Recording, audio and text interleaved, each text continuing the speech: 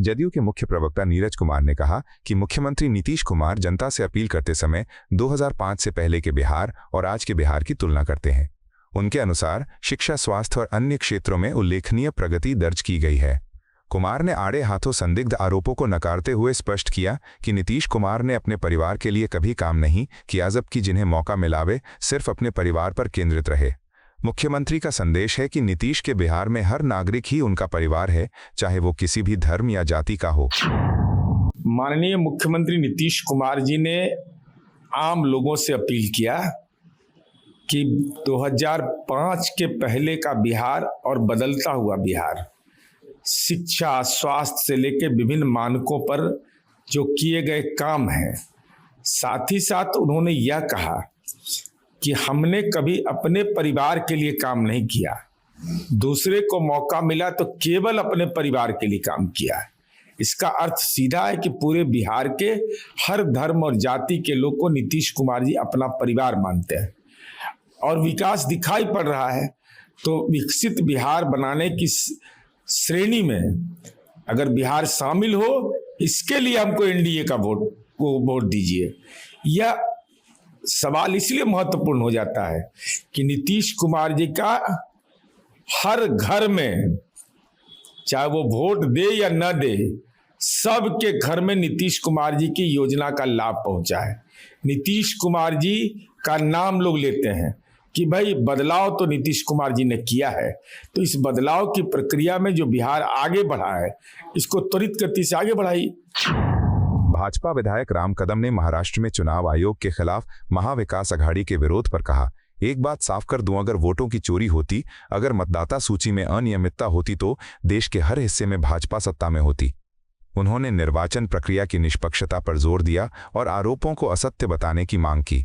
कदम ने आरोप प्रत्यारोप के बीच शांत और सुरक्षित मतदान की जरूरत पर बल दिया और कहा कि निष्पक्ष चुनाव भविष्य के लिए अहम है।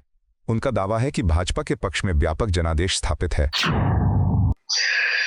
एक बात बताए, यदि वोट चोरी होती या चुनाव आयोग में मतदाता सूची में कोई गड़बड़ी होती तो पूरे देश में भाजपा ही भाजपा होती। लोकसभा में हम 400 नहीं 500 पार होते। हुआ ऐसा? नहीं हुआ। क्या अर्थ निकलता है इसका? क्या देश के सभी प्रांतों में भाजपा की सरकार है? अन्य दलों की सरकारें हैं। ये कौन सा तर्क दे रहे हो आप?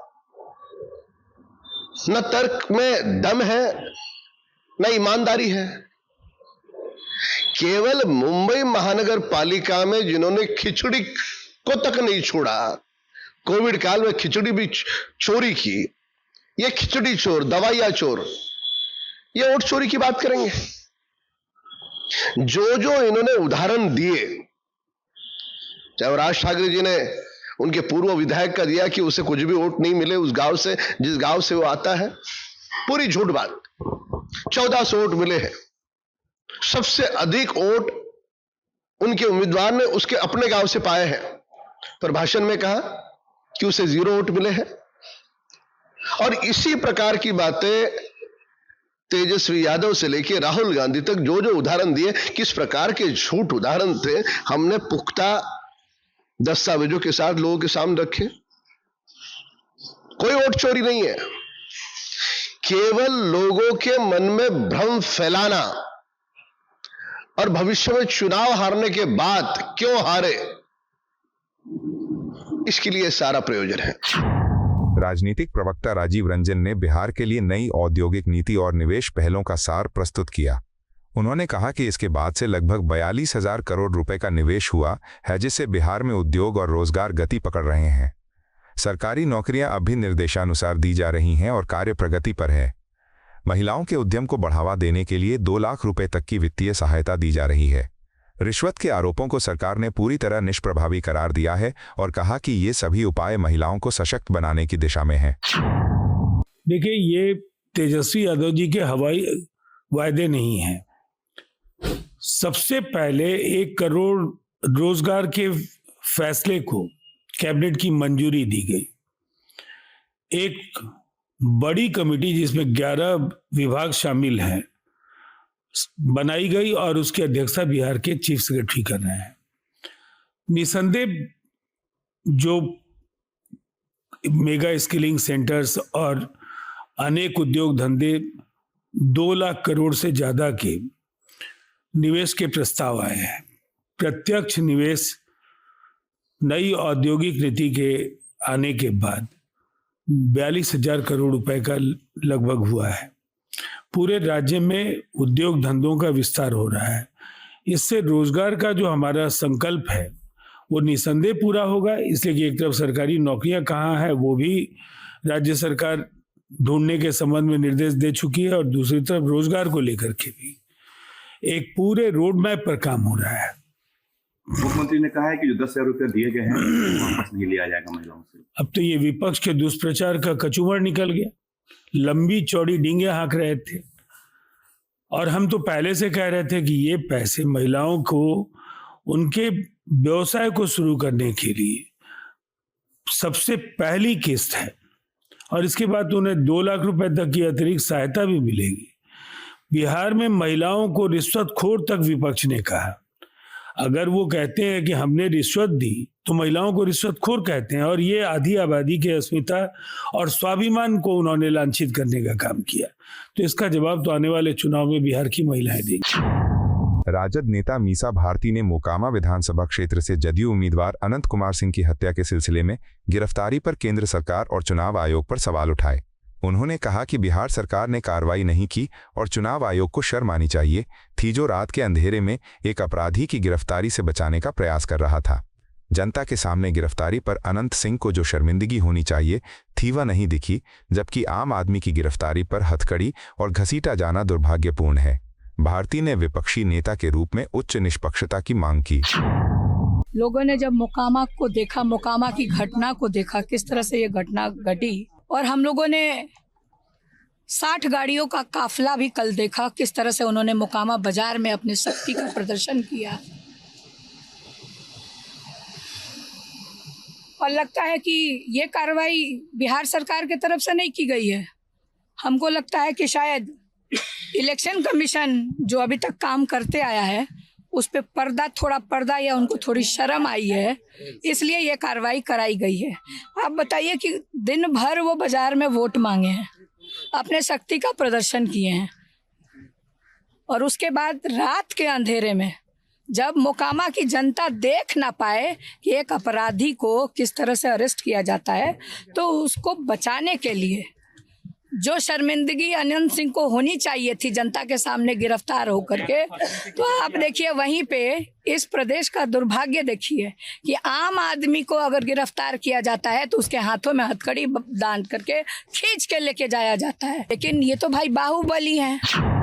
तेजस्वी यादव ने मोकामा विधानसभा क्षेत्र से जदयू उम्मीदवार अनंत कुमार सिंह की गिरफ्तारी पर टिप्पणी दी। उन्होंने कहा कि घटनाक्रम के अनुसार गिरफ्तारी होना एक अपेक्षित कदम था, लेकिन प्रधानमंत्री आ रहे हैं तो बिहार की स्थिति पर सवाल उठना उचित है। यादव ने बिहार में महाजंगल राज का संकेत दिया और रोहतास आरा में पिता पुत्र हत्या जैसे घटनाओं का हवाला देकर कहा कि गोलीबारी का सिलसिला जारी है। उन्होंने प्रधानमंत्री से बिहार की सुरक्षा और कानून व्यवस्था पर स्पष्ट दृष्टिकोण की मांग की और चुनाव आयोग से निष्पक्ष कार्य की आशंका जताई। देखिए, ये तो होना ही था, ये तो स्पष्ट था। जिस प्रकार से घटना हुई है, अंजाम दिया गया है, तो ये तो होना ही था। लेकिन प्रधानमंत्री जी आज आ रहे हैं। आज भी देखिए बिहार में, रोहतास में, आरा में पिता पुत्र की हत्या कर दी गई। लगातार जो है महाजंगल राज की स्थिति बिहार में बनी हुई है। कोई ऐसा दिन नहीं बिहार में जहां गोलियां ना चल रही हो। ये प्रधानमंत्री जी को नहीं दिखता है। आप सब लोगों को बता देना चाहते हैं कि हम लोगों की सरकार जो है बनने जा रही है, महागठबंधन की सरकार बनने जा रही है। 14 तारीख को रिजल्ट आने वाला है। 18 तारीख को शपथ होगा और 26 नवंबर और 26 जनवरी के बीच में चाहे कोई जात के, कोई धर्म के, कोई भी अपराधी हो, बीच में खरवास आता है। इस खरवास में सभी अपराधियों को तेजस्वी जेल भेजने का काम करेगा। सख्त से सख्त जो है कार्रवाई की जाएगी।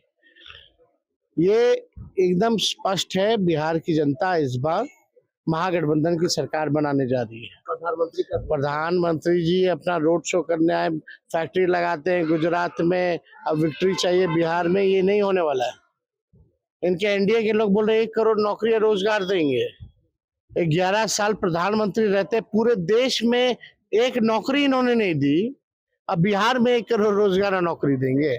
इनका जुमला चलने वाला जो है नहीं है। जिस तरीके से आप चुनाव को चैलेंज किए, जिसके कारण उसकी गिरफ्तारी हुई। अब तो बोला तो होना ही था, करना ही पड़ेगा। पटना से राजद प्रवक्ता मृत्युंजय तिवारी ने अनंत सिंह की गिरफ्तारी पर कहा, यह काफी देर से किया गया और सिर्फ औपचारिकता भर है जिसे दबाव बढ़ने पर पूरा किया गया। तेजस्वी यादव के सवालों के चलते सरकार ने शर्मिंदगी से बचने के लिए दिखावा किया। उन्होंने कहा कि बिहार में कानून व्यवस्था पूरी तरह चरमरा चुकी है और सत्ता के खेल से जनता परेशान है। प्रधानमंत्री बिहार दौरे पर हैं तो सुरक्षा और प्रशासनिक जवाबदेही पर स्पष्ट जवाब मांगते हैं।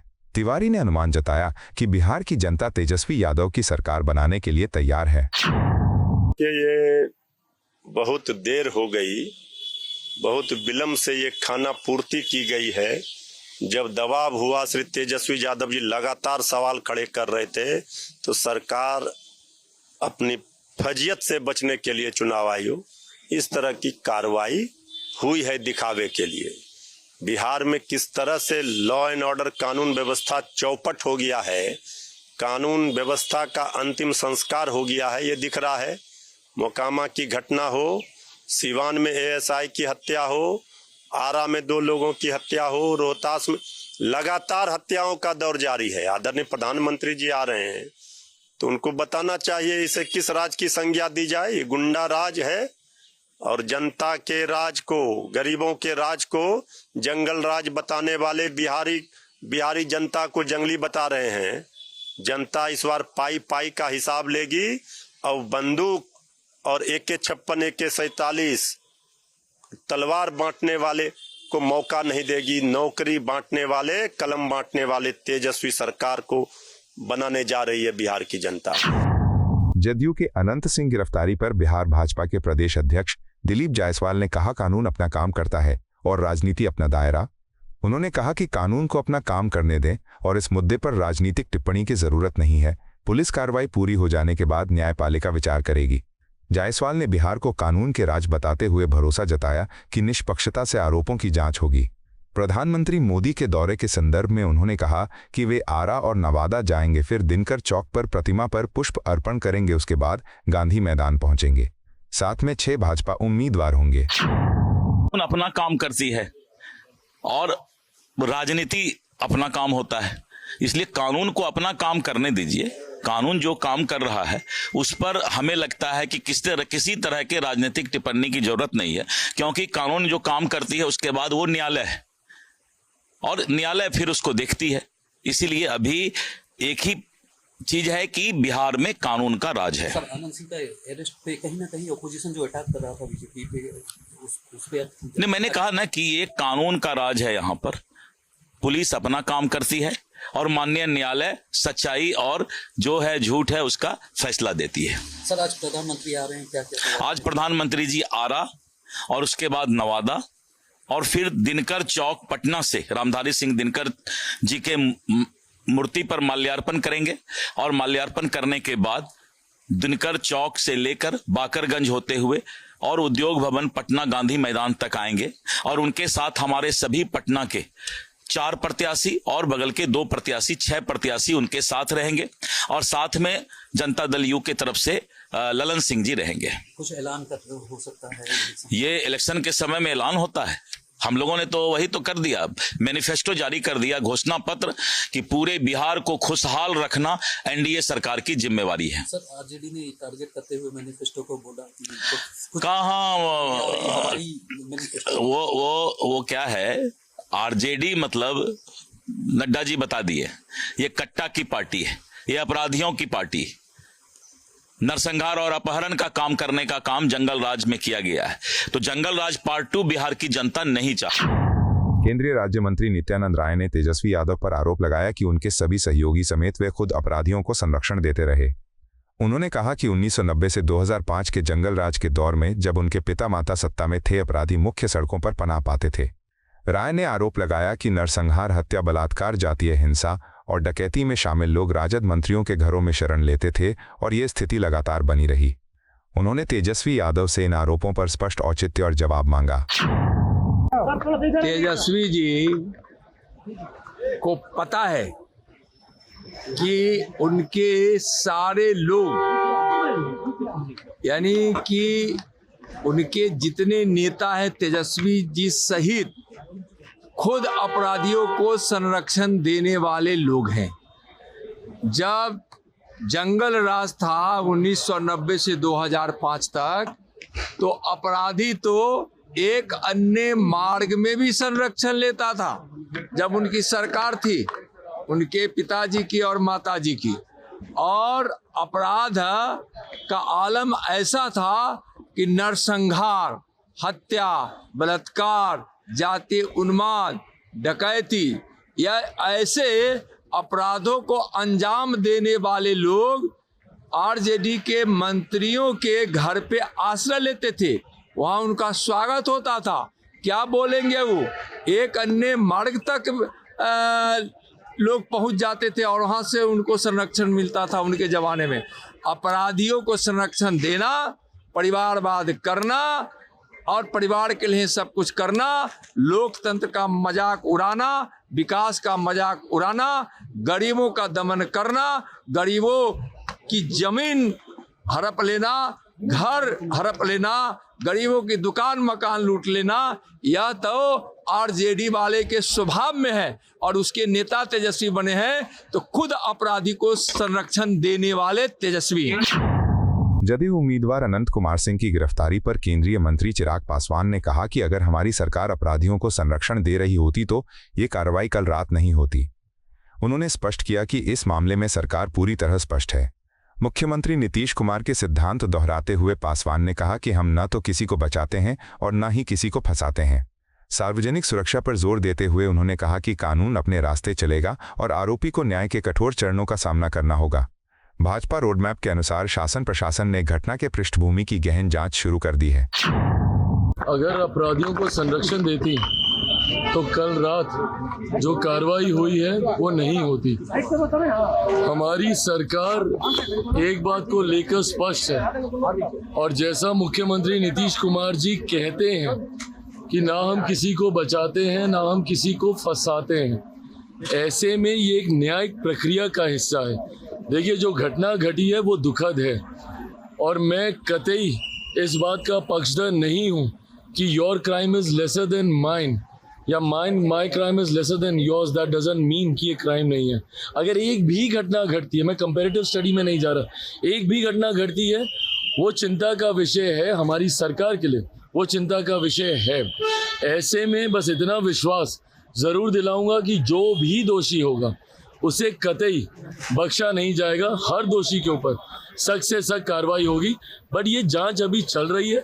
एक बार जांच में स्पष्ट तौर से ये सामने आ जाए कि किस षड्यंत्र के तहत किसकी साजिश थी, कौन सही में गुनहगार है, पर जो भी गुनहगार होगा उसे कतई बख्शा नहीं जाएगा। आपको यह वीडियो पसंद आया हो तो इसे लाइक करें, हमारे चैनल को सब्सक्राइब करें।